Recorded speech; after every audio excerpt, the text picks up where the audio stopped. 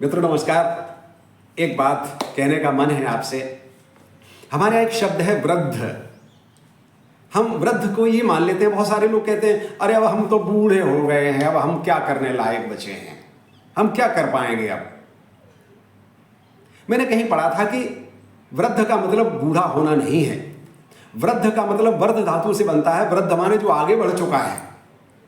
और हमारे यहाँ 3 प्रकार के वृद्ध माने गए हैं। एक वयोवृद्ध, जो उम्र में बड़े हैं, आगे बढ़ गए हैं उम्र में, इसलिए हमारे यहाँ एक सिद्धांत बना दिया, बड़ों का सम्मान करना चाहिए। आगे जो बढ़े, बूढ़ों का नहीं, बड़ों का सम्मान। बड़े माने जो हमसे अनुभव में आगे बढ़ गए हैं, इसलिए हमसे कहा गया, बचपन से हमें आज तक कहा गया है, बड़े हैं पैर छुओ, इनके सामने झुको, इनका आशीर्वाद लो। इनका आशीर्वाद आपको ज्ञान के रूप में, मार्गदर्शन के रूप में, अनुभव के रूप में मिलेगा, जीवन सुगम हो जाएगा। तो इसलिए वयोवृद्ध जो उम्र में आगे बढ़ चुके हैं, उनका सम्मान करने की हमारे यहाँ बात कही जाती है। दूसरे तपवृद्ध। हमारे यहाँ कालिदास ने एक श्लोक में एक वाक्य लिखा है मित्रों, तपस्वी नाम वयः न समीक्ष्यते। तपस्वियों में उम्र नहीं देखी जाती है, तप में आगे बढ़े हुए हैं। सैकड़ों वर्ष की तपस्या के बाद ईश्वर की प्राप्ति नहीं होती है, और ध्रुव प्रहलाद 5 और 10 वर्ष की उम्र में ही ईश्वर को प्राप्त कर लेते हैं।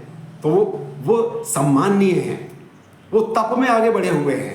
तो इसलिए हमारे यहाँ कम उम्र, हमारी भले उम्र ज़्यादा है, लेकिन कम उम्र के हमारे यहाँ जिलाधीश जिलाधिकारी आ जाते हैं, बड़े अधिकारी आ जाते हैं। कम उम्र में कोई हमारा नेतृत्व करने वाला कोई बड़ा नेता बन जाता है, कोई समाज सेवी बन जाता है। तो इसलिए तपवृद्ध में ज्ञान भी आ जाता है। कोई पढ़ा लिखा ज़्यादा हो सकता है, ज्ञानी अधिक हो सकता है, तो उसका लाभ हमको मिलता है।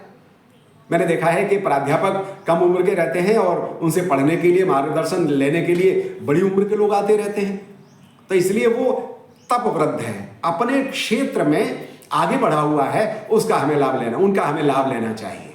तो पहले मैंने निवेदन किया वयोवृद्ध, दूसरे तपवृद्ध जिसमें ज्ञान भी आ जाता है, और तीसरा मानवृद्ध। कई बार ऐसा होता है कि हम वयोवृद्ध हैं लेकिन सम्मान नहीं अर्जित कर पाए। मित्रों, सम्मान या पुरस्कार कोई खरीद नहीं सकता है। वो तो हमारे कर्मों से या हमारे व्यवहार से बनता है।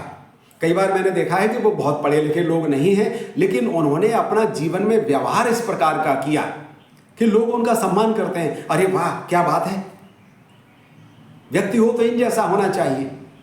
तो सम्मान में आगे बढ़े हुए कुछ लोग होते हैं जो अपने कार्यों के आधार पर, कार्यशैली के आधार पर, आप देखिए बहुत सारे लोग ऐसे मिल जाएंगे। महिलाएं खड़ी हुई हैं, अगर खड़ी हैं बस में या ट्रेन में, कोई सज्जन बैठे हैं तो उठ के खड़े हो जाते हैं, अरे बहन जी आप बैठिए। इस तरह से वो असंख्य लोगों के साथ जब व्यवहार करते हैं तो सम्मान घनीभूत बादलों की तरह आता है और उनके जीवन में बरसता है और सरस कर देता है। और ये व्यवहार हम कभी भी कहीं भी कर सकते हैं, किसी के साथ भी।